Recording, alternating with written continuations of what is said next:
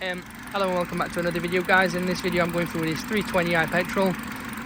It's 2018, lovely BMW 2-litre engines, which when I say lovely I'm taking the mickey really, they're not the best engines if you ask me. It's come up with a 118001. Symptoms: you're going to get limp mode, you may have full power and suddenly it goes into limp mode. If you are pushing the revs like above 3000, 2000, I don't know, 4000 RPM, you will get into limp mode. This is all because what this means is mixture control, fuel, air mixture is because there's a leak, if you ask me. There will be a leak somewhere that's not giving the right amount of air into the fueling system and it's causing this sort of limp mode.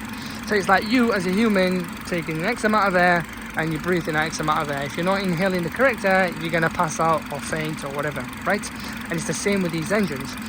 So from experience, first thing first, what I would do is do a smoke test. It's cheapest option, best option. Do a smoke test and see if there's any leak somewhere. If there is, get to it. There is like welds for these, and I know they pop on the manifolds. Check the pipings, the intercooler, check there is leaks. But if it wasn't the intercooler, really, the way these engines are built is clever.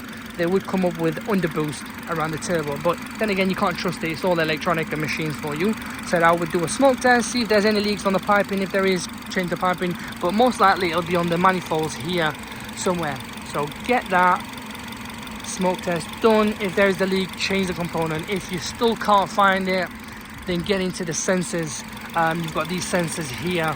You've got a sensor on the manifold here. Where is it? You've got these pipings here as well. There is this here. There's another one somewhere, if I remember rightly. Here, there is. These here, you may have to change them sensors and just take them from there.